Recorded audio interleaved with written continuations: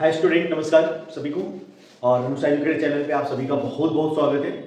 और आज हम एक नए टॉपिक लेके आ रहे हैं, फैक्टराइजेशन, जो आप सभी को जो है वो क्या है यूज होगा कई सारे क्लासेस में। जैसे 8th क्लास से फैक्टराइजेशन हमारा शुरू होता है, एक 8th के लिए इंपॉर्टेंट है, 9th के लिए भी है, 10th के लिए तो है ही। बहुत सारे क्वेश्चन जो है वो 10th के लिए फैक्टराइजेशन से यूज होता है, जिसे क्वाड्रेटिक फैक्टराइजेशन हम कहते हैं या नॉर्मल फैक्टराइजेशन भी है। तो बहुत ही इंपॉर्टेंट पार्ट है, खास करके जो ये हमारे पॉलिनोमियल्स वगैरह में जो फैक्टराइजेशन यूज होता है। तो आज हम इस टॉपिक को देखेंगे और सारे क्लासेस ऑलमोस्ट आगे जितने क्लासेस में आप पढ़ेंगे तो कहीं ना कहीं हमें इसकी जरूरत पड़ी जाती है, कॉम्पिटिटिव एग्जामिनेशन में भी इसका यूज होता है।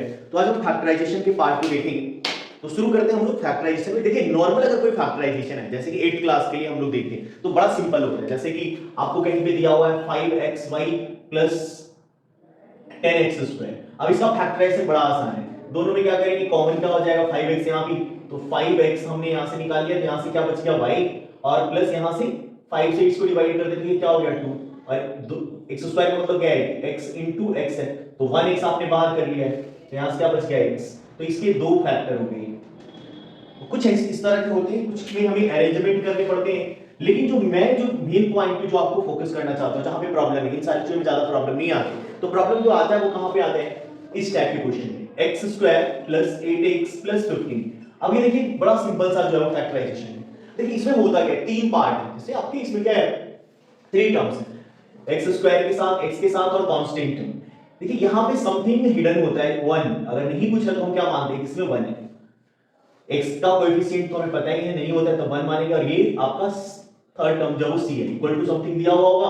नॉर्मल फैक्टराइजेशन इक्वल टू नहीं दिया होता, ये 10th क्लास में हम डाल दो इक्वल टू, क्योंकि इक्वेशन बन जाते हैं, यहां से भी वैल्यूज निकालनी। तो नॉर्मली हम फैक्टराइज करने के लिए हमें समझना है कि क्या है। तो इसके थर्ड पार्ट और ये फर्स्ट पार्ट नंबर फॉर्म देंगे।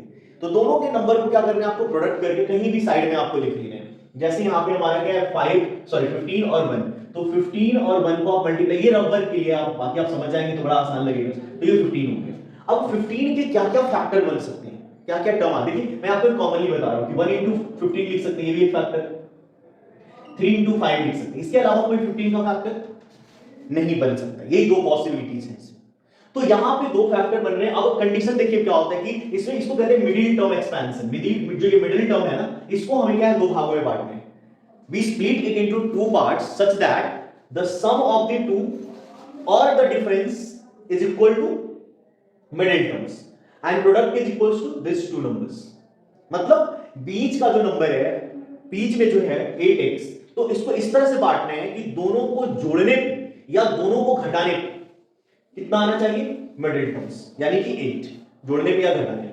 और अगर हम उसको मल्टीप्लाई करें उसी दोनों पार्ट को, जो आपने मिडिल टर्म को स्प्लिट किया है, तो उन दोनों पार्ट को अगर हम मल्टीप्लाई करते हैं तो मल्टीप्लाई में क्या है, यहां से जो हमने मल्टीप्लाई करके लाया 15, तो यानी वो 15 आना चाहिए। तो हमारे पास यहां पे दो पॉसिबिलिटीज हैं, 1 15 और 3 5। अब इनमें से कौन सा हम लेंगे, तो देखिए आसान सा टर्म है, बताओ। देखिए पहले वाले में तो आप मल्टीप्लाई करेंगे तो क्या हो जाएगा, 15 आ रहे हैं, इसमें तो कोई शक की बात ही नहीं। 15 सभी में, इसमें भी 15 आ रहा है, इसमें भी 15 आ रहा है, तो प्रोडक्ट तो 15 बन रहा है। लेकिन ये दो टर्म, अगर मैं यहां पे 1 और 5 15 ले लिया, मान लीजिए, तो 1 और 15 हमने ले लिया, प्रोडक्ट हमारा लाना चाहिए 15, तो 15 आ रहा है। लेकिन क्या मिडिल टर्म 8 आ रहा है, जोड़ने पे हो जाएगा 16, और माइनस करने पे अगर आप करोगे तो क्या आएगा, 14 14। तो प्लस करने पे 16 आ रहा है और माइनस करने पे आ रहा है 14। हमारा जो कि बीच में क्या है, 8x है, 8 है, तो 8 तो आ नहीं रहा है। तो क्लियर हो गया कि ये फैक्टर इसका नहीं होगा। तो फिर कौन सा हो जाएगा, तो फैक्टर हो जाएगा ये 3 और 5। अब 3 और 5 को आप मल्टीप्लाई करें, कितना आ जाएगा 15, और 3 और 5 को अगर हम ऐड कर दें तो कितना हो जाएगा 8। तो बड़ा आसान सा पार्ट हो गया। अब कुछ नहीं करना है आपको, जैसे क्वेश्चन था वैसे ही आपको लिखना है x²। अब यहां से अब एक चीज और आप याद रखें, क्योंकि ये तो सब प्लस में है तो ज्यादा प्रॉब्लम नहीं, लेकिन माइनस वगैरह होता है तो थोड़ा प्रॉब्लम क्रिएट होता है। तो उसमें आपको क्या करना है कि जो भी साइन यहां पे होगा, जैसे यहां पे प्लस साइन है तो मैं यहां पे प्लस साइन, अगर माइनस साइन हो तो माइनस है, जो भी यहां पे साइन है उस साइन को आप लिखें। और जो इन दोनों में जो बड़ा डिजिट है या जो बड़ा नंबर होगा तो उसको इस वाले साइन के साथ लिख देना है। तो आप यहां पे क्या करेंगे, 5x हमने पहले लिख लिया। अब क्या क्या करने पे मिडिल टर्म हमारा 8 आ रहा है, प्लस करने पे आ रहा है। तो प्लस कब होता है, प्लस तब होता है जब हमारा दोनों साइन एक जैसा हो। तो पहला साइन क्या है, प्लस, तो दूसरा भी क्या हो जाएगा, प्लस का ही होगा, तभी हमारा ऐड होगा। अगर हमने मान लो कि माइनस का 3 लिख दिया तो क्या हो जाएगा, ये माइनस हो जाएगा। तो ये ध्यान रखना है कि ये भी क्या होगा, प्लस का। और ये एक वेरी वेरी इंपॉर्टेंट है कि जो हम प्रोडक्ट कर रहे हैं यहाँ पे मल्टीप्लाई जो कर रहे हैं, तो इन दोनों को मल्टीप्लाई करने पे प्लस प्लस प्लस, तो देखिए यहाँ भी क्या है प्लस का 15 साइन आ रहा है। तो अब ये हमारा फैक्टर हो गया। अब इस फैक्टर में से क्या करेंगे, पेयर बनाएंगे आप और यहाँ से कॉमन करेंगे, तो इन दोनों से क्या होगा x कॉमन, यहाँ से क्या बच गया x प्लस 5 और यहाँ से आप क्या करेंगे प्लस का 3 कॉमन करेंगे तो x प्लस 5 यहाँ से, ये हमेशा देखेंगे तो ये दोनों एक जैसा आएगा। अगेन ये दोनों कॉमन कर लेंगे यहाँ से हम x प्लस 5, तो हमारा क्या बच जाएगा x प्लस 3। तो ये दो फैक्टर हमारी इस क्वाड्रेटिक फैक्टराइजेशन में होता है। ये जनरली हमारा जो है ना बहुत सारे बच्चे को, जो मैं पढ़ा रहा हूँ 10th क्लास में, तो देखता हूँ कि बहुत सारे बच्चे को प्रॉब्लम आती है, तो हमें इस पे ज्यादा वर्क करना चाहिए क्योंकि ये बहुत इंपॉर्टेंट पार्ट है। बाकी एक फैक्टराइजेशन इसमें और आपको मैं बताता हूँ जो कि आइडेंटिटी के ऊपर काम करता है, आइडेंटिटी है और उसके ऊपर ये वर्क करता है। जैसे आप देखेंगे 9x² - 4y², देखिए ये बड़ा आसान है, इसमें आइडेंटिटी आपको याद रखना है, ये फैक्टराइजेशन बहुत हार्ड नहीं है क्योंकि इसको आप क्या बना सकते हैं 3x का होल स्क्वायर लिख सकते हैं और इसको क्या लिख सकते हैं 2y का होल स्क्वायर। अब ये कैसा फार्मूला आप पढ़े होंगे a² - b², इस आइडेंटिटी पे काम करता है a + b और a - b। तो इसके जैसा अगर आप लिखना चाहें तो a की जगह क्या है 3x और b की जगह क्या है 2y और सेम टाइम a की जगह क्या हो जाएगा 3x - 2y। तो ये इसका फैक्टर, तो ये तो बड़ा आसान होता है इजी टर्म। लेकिन जो प्रॉब्लम क्रिएट होता है जो भी मैंने पीछे बताया, अभी मैं उससे रिलेटेड कुछ और एक दो फैक्टराइजेशन आपको करके दिखाता हूं जिसमें हमें प्रॉब्लम क्रिएट होता है जनरली जो वो फैक्टराइजेशन में, जहां पे हमें दिक्कतें आती है। जैसे एक और मैं आपको क्वेश्चन कराता हूं फैक्टराइजेशन में, गौर कीजिए, उसी का क्वाड्रेटिक फैक्टराइजेशन का पार्ट है x² + 4x - 21। देखिए इसमें माइनस है, अब इसमें भी गौर करना होगा, फिर से सेम काम करना है। आपको क्या करना है, यहाँ कुछ नहीं है तो क्या है 1 है, दोनों को फर्स्ट टर्म और लास्ट टर्म है ना, ये तीन दोनों को मल्टीप्लाई करेंगे कितना हो जाएगा 21। अब आप 21 को क्या लिख सकते हैं, 21 को मैं लिख सकता हूँ 1 × 21 3 × 7, बस यही दो पॉसिबिलिटीज है। अब ये दो पॉसिबिलिटीज है तो हमें प्लस माइनस करके 4 लाना है मिडिल टर्म, तो आप प्लस करेंगे तो 22 आ रहा है, माइनस कर रहे हैं तो 20 आ रहा है, तो पहला तो होगा ही नहीं, कैंसिल कर दिया हमने इसको। तो दूसरे से क्या हो रहा है 7 और 3, तो 7 में से अगर हम 3 माइनस कर रहे हैं तो क्या आ रहा है हमारा 4 आ जाए। यहाँ पे क्या आ रहा है माइनस करने पे आ रहा है, ये गौर करना है। यहाँ पे अभी पीछे वाले में हमें क्या आ रहा था प्लस करने पे आ रहा था 8, यहाँ पे क्या हो रहा है माइनस करने पे आ रहा है 4 मिडिल टर्म्स। तो अब उसी के अकॉर्डिंग हम काम करेंगे x², मैंने जो कहा था याद रखना है इंपॉर्टेंट कि जो भी साइन हम यूज कर रहे हैं तो यहाँ पे क्या है प्लस का साइन, तो प्लस का साइन बड़ा वाला नंबर कितना है 7x। अब क्या करने पे आ रहा है माइनस करने पे आ रहा है, तो माइनस करने पे आ रहा है तो आप क्या करेंगे माइनस का होगा जब दो डिफरेंट साइन होगा, तो एक साइन तो ऑलरेडी हमारा प्लस है तो दूसरा क्या करना पड़ेगा हमें माइनस का 3x, सॉरी। तो ये हमारा आ गया। अब इन दोनों का पेयर यहां से कॉमन करेंगे, देखिए x कॉमन करेंगे यहां से क्या बच जाएगा x + 7 और देखिए -3 कॉमन कर लेते हैं यहां से, तो जैसे माइनस कॉमन करते तो क्या होता है साइन चेंज हो जाएगा। देखिए माइनस कॉमन कर लिया ये x का और ये माइनस का साइन क्या हो जाएगा प्लस का 7, क्योंकि हमने माइनस कॉमन किया, वापस आप मल्टीप्लाई करेंगे तो यही आ जाएगा। अगेन ये दोनों कॉमन हो गया, क्या हो गया x + 7 क्या बच जाएगा यहां से x - 3, ये फैक्टर है।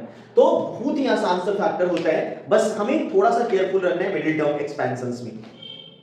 एक और हम लोग देखते हैं क्वेश्चन थोड़ा टफ टाइप का लेते हैं ना, जिसमें चीजें थोड़ा अलग हो, दोनों प्रोडक्ट करके देखें। एक क्वेश्चन और करके देखते हैं, आप जितना फैक्टराइजेशन करेंगे इजी और हार्ड अपने आप चीजें जो है वो समझ में आना शुरू हो जाएगा। जैसे मैं एक क्वेश्चन ले रहा हूं 6x² माइनस का 13x और प्लस का 6, ठीक है। अब देखिए अभी हमने जो कहा था कि अब इसमें जो बड़े अच्छे से काम करेगा, जिसमें हमें जो x के साथ 1 रहता था तो हमें लगता था कि समझ में। अब देखिए यहाँ पे क्या है, यहाँ भी 6 और यहाँ भी 6, तो ये फर्स्ट टर्म और ये लास्ट वाले टर्म को दोनों को मल्टीप्लाई करके कितना ले आए हमने 36 ले आए। अब 36 ले आया, अब हमें प्लस माइनस करके क्या करना है 13 लाना है, मिडिल टर्म 13 लाना है। अब आपको ये सोचना है कि क्या हम इसमें कि हमारा 13 भी आ जाए और मल्टीप्लाई करने पे 36 भी आ जाए, प्लस माइनस करने पे 9 13, ठीक है। ये क्या है 13, तो 13 लाना है हमें, तो ये हमें गौर करना है। अब देखिए इसके तो बहुत सारे कॉम्बिनेशन बन सकते हैं, अगर आप कॉम्बिनेशन बनाएंगे तो 1 × 36, 2 × 18, 3 × 12, 4 × 9, इसके अलावा और कोई नहीं बनेगा।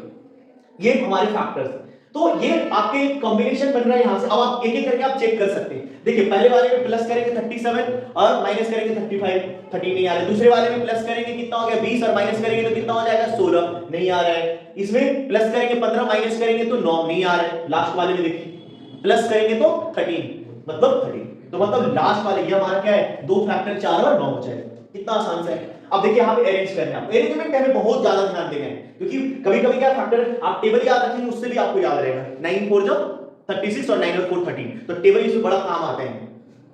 तो देखिए यहां से 6x स्क्वायर में हमने क्या कहा था कि यहां जो साइन है तो यहां वाले साइन को आप लिख दीजिए, लेकिन यहां वाले जो साइन आप रिटन डाउन कर रहे हैं उसके साथ आपको बड़ा वाला नंबर लेना है या बड़ा जो डिजिट है। तो बड़ा कौन है इन दोनों में? 9। तो हम क्या लिखेंगे यहां पे 9x। क्या करने पे 13 आ रहा है हमारा?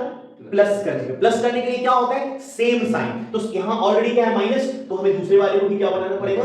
माइनस का 4x प्लस का, सीधा गौर कीजिएगा, माइनस माइनस यहां देखिए प्लस करके 36 क्या होना चाहिए? प्लस। कभी कभी क्या होता है कि हम यहां पे साइन अगर को केयर नहीं करते तो फैक्टर तो सही बन जाता है, लेकिन जो प्रोडक्ट करके यहां आ रहा था वो अलग आ जाते हैं। तो ये भी हमें ध्यान देना है कि इन दोनों को प्रोडक्ट करने पे ये प्लस का साइन, तो माइनस माइनस प्लस हो जाएगा। अब आप इससे आराम से कॉमन कर सकते हैं दोनों से। 3 दोनों में आएगा, x आएगा, तो यहां से 3x कॉमन हो गया, क्या बच गया यहां से? 2x और माइनस का 3। यहां से आप -2 कॉमन कर सकते हैं, तो ये भी बच जाएगा 2x, और माइनस कॉमन करने से साइन चेंज हो जाएगा, ये क्या हो जाएगा? माइनस का 3। अब यहां देखिए दोनों एक, हमेशा ये भी गौर करें, ये जब भी टर्म आएंगे एक जैसा आएगा, अगर नहीं आ रहा इसका मतलब आपने कहीं पे कुछ गलती किया है। ये दो फैक्टर्स आपके बन गए, तो ये देखिए फैक्टर्स है। तो इस तरीके से जो है क्या है, हम क्वाड्रेटिक फैक्टराइजेशन को करते हैं, और ये बड़ा ही इंपॉर्टेंट पार्ट है हमारे पूरे इस चैप्टर। ये जरूरी नहीं कि बस 8th क्लास के लिए, ये 9th में फैक्टराइजेशन है फर्स्ट चैप्टर में, 10th क्लास में तो इसके यूज ही यूज है। हर किसी चैप्टर में आपको क्या इक्वेशन बनाना है, उसके वैल्यूज निकालने हैं, और क्वाड्रेटिक फैक्टराइजेशन पे वर्क करता है। तो हमें इस पे ज्यादा प्रैक्टिस करनी चाहिए, ज्यादा से ज्यादा क्वेश्चन करने चाहिए। मैंने तो कोशिश किया है मैक्सिमम नंबर ऑफ क्वेश्चन कराने, चेक करता हूं एक क्वेश्चन और मैं आपको करा के दिखा देता हूं कि कैसे कर सकते हैं। बाकी आप जितना प्रैक्टिस करेंगे तो आप परफेक्ट बन जाएंगे इसमें। और बहुत ही इंपॉर्टेंट, मैं बार बार रिपीट कर रहा हूं कि इंपॉर्टेंट टॉपिक है, मतलब आपको इस पे ज्यादा जोर देना चाहिए। तो आगे हम आते हैं एक और फैक्टराइजेशन पे, हमारा है 4y² - 8y, और ये है प्लस का 3। तो गौर करेंगे a और ये c, मतलब फर्स्ट टर्म और ये लास्ट टर्म मल्टीप्लाई करेंगे, कितना आ गया? 12। ठीक है, अब 12 के फैक्टर हम चेक कर लेते हैं, 1 × 12, 2 × 6, 3 × 4। इसके अलावा कोई फैक्टर नहीं बनेगा। है बड़े नंबर्स के लिए फैक्टर करने का तरीका भी है, वो भी मैं बताऊंगा। तो ये जो हमारा क्या है, अब इसमें से आप गौर करेंगे आपको कितना लाना है? 8। 8 कहां से आएगा? यहां से तो आना नहीं है, यहां से आना नहीं है, कहां से आ जाएगा? 6 और 2 यूज कर लेंगे आपने। 4y² माइनस, हमने कहा माइनस, तो माइनस लिखा हमने। बड़े नंबर कौन सा है हमारा? 6y लिख लेंगे हम।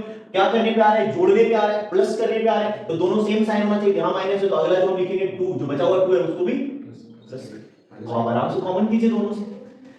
थोड़ी सी भी गलती हो जाए तो आप मुझे चैलेंज में करता हूं, इसमें अगर आपने इसको प्रॉपर अगर करना सीख लिया तभी गलत नहीं होगा। ठीक है, सर यहां पे वही होगा। तो ये चीजें मैं आपको चैलेंज करता हूं कि अगर आप इस तरह के ट्रिक को और इस तरह के प्रोसेस को अपनाएंगे, आपका एक भी फैक्टराइजेशन लाइफ में कभी गलत नहीं होगा, ये मेरी गारंटी है। लेकिन आपको प्रैक्टिस करना पड़ेगा। अब इसमें दोनों में से कॉमन करें, आप क्या कॉमन कर सकते हैं दोनों में? 2, यहां से क्या है? y, 2y माइनस का 3, यहां से आप क्या कॉमन? कुछ नहीं। देखिए एक चीज और आगे, कुछ नहीं कॉमन नजर आ रहा है, कुछ नहीं है तो 1 तो होता ही है। कहीं कुछ नहीं नजर आ रहा तो क्या 1 सभी में छुपा हुआ होता है, 1 तो मल्टीप्लाई होता है उसके साथ। तो 1 हमने कॉमन कर लिया, क्या बच गया? 2, माइनस आपने कॉमन किया इसलिए प्लस का साइन क्या हो जाएगा? माइनस का 3। देखिए दोनों एक जैसा हो गया, 2y - 3, 2y - 1, ये फैक्टर। तो इस तरह से फैक्टराइजेशन को आप और ज्यादा से ज्यादा करें, और वीडियो को लाइक सब्सक्राइब, अच्छा लगे तो लाइक सब्सक्राइब कीजिए, लोगों दोस्तों तक फैलाइए, और भी अच्छे अच्छे टॉपिक मैं लेके आते रहूंगा आपके हेल्प के लिए। तो तब तक के लिए बहुत बहुत धन्यवाद। ज्यादा